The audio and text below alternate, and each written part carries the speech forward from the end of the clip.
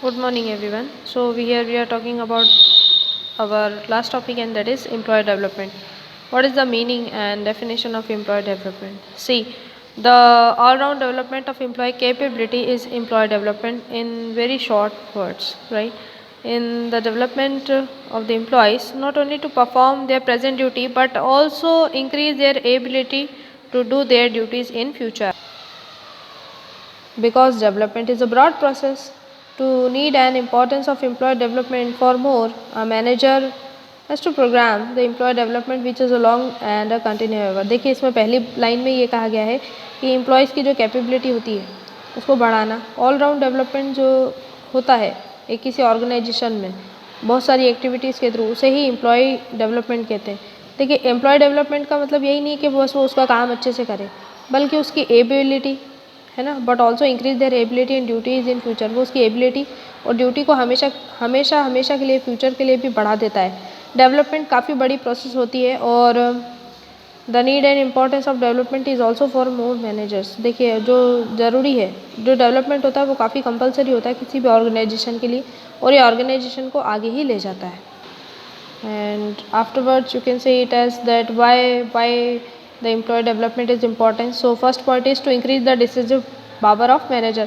Managers की जो decision related power रहती है वो इंक्रीज हो जाती है। The second is to make managers capable of bearing more liability.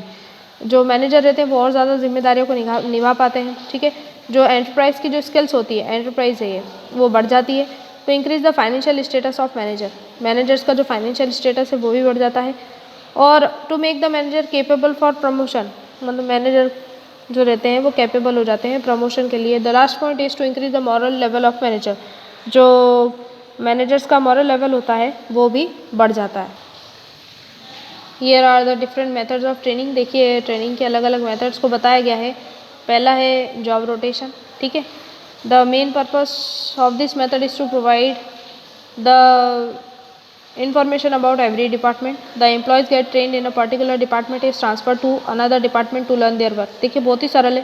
उन्होंने बोला है कि इसका जो जॉब रोटेशन का मेन पर्पस है वो ये रहता है कि एम्प्लॉय को हर डिपार्टमेंट में बिल्कुल दक्ष करना, उसको बिल्कुल मजबूत बनाना। और जब एम्प्लॉय किसी एक काम में स्पेशलिस्ट हो जाता है या एक काम में ट्रेड हो जाता है तो उसे दूसरे डिपार्टमेंट में ट्रांसफ़र कर देता है ऑर्गेनाइजेशन। Second is programmes. देखिए when someone is given training for a long time to be skilled in any work, that is called apprenticeship programs. देखिए ऐसे प्रोग्राम्स ऑर्गेनाइज किए जाते हैं जिससे क्या होता है कि जो एम्प्लॉय रहते हैं वो काम में अच्छे हो जाते हैं। Next is vestibule training. Vestibule training देखिए इसमें ये थोड़ा सा अलग है। इसमें बोला गया है in this training programme with the air of training new employees a separate training center is established apart from factory. At this center such type of circumstances created is found in the real enterprise. The employee feels that he is working in a same factory. देखिए इसमें क्या होता है कि एक अलग से factory set बताया जाता है और ट्रेनिंग वहीं पे दी जाती है। वो ओरिजिनल फैक्ट्री सेट नहीं रहता है पर सेम ओरिजिनल जैसा ही रहता है।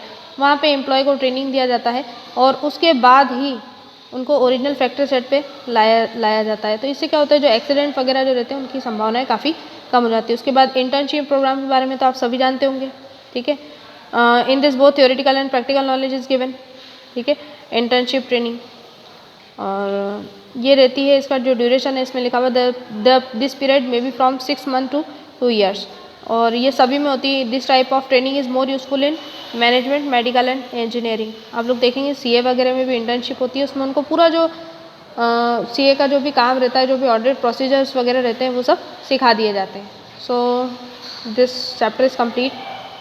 आप ये देख सकते हैं कि जो हमारा था ये लास्ट टॉपिक था 6.28। Okay, thank you.